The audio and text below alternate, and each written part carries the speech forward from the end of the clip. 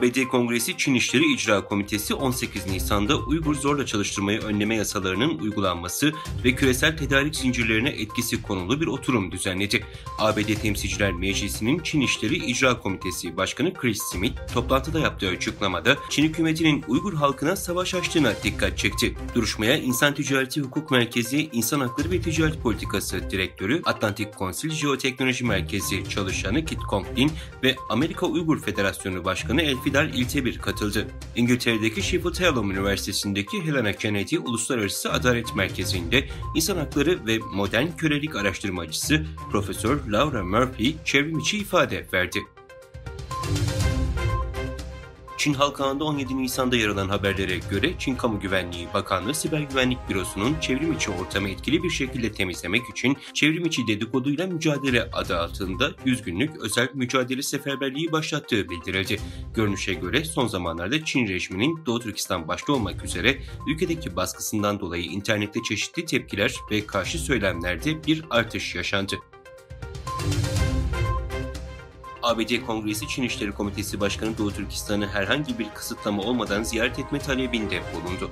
Fox News'un haberine göre ABD Kongresi Çin İşleri İcra Komitesi Başkanı Chris Smith, Xi Jinping'e doğrudan bir mektup göndererek liderliğindeki bir heyetin Doğu Türkistan'ı herhangi bir kısıtlama olmaksızın ziyaret etmek için vize talebinde bulunduğunu açıkladı. Pakistan'da bir Çinli mühendis İslam dinine hakaret eden sözler söyleyerek vatandaşları öfkelendirdi. Kızgın kalabalığın saldırmak üzere toplanmasının ardından Çinli hakkında kovuşturma başlatıldı. Pakistan'ın kuzeyindeki Dasu Hidroelektrik Projesi'nde China Gesuba Group Company adına ağır makinelerden sorumlu olan Tian adlı mühendis, İslam dinine hakaret iddiasıyla Pakistanlı 2 çöp kamyonu sürücüsünün polise yaptığı resmi şikayet sonucu polis soruşturmasıyla karşı karşıya kaldı ve mahkeme tarafından iddianame hazırlandı.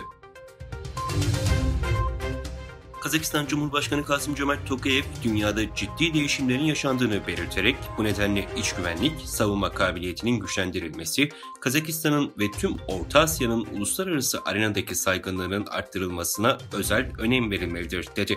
Tokayev, devletin tüm üst kademeleriyle ülkenin sosyoekonomik kalkınmasına ilişkin toplantı yaptı.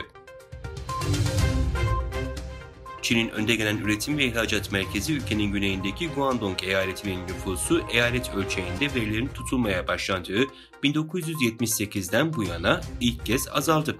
Ülkede doğum oranı binde 6,77'ye gerileyerek ulusal kayıtların tutulmaya başlanmasından bu yana en düşük seviyeye indi. Çin'in başkenti Pekin'deki Changfeng Hastanesi'nde çıkan yangında can kaybı artıyor. Yetkililer yangında hayatını kaybedenlerin sayısının 21'den 29'a yükseldiğini bildirdi.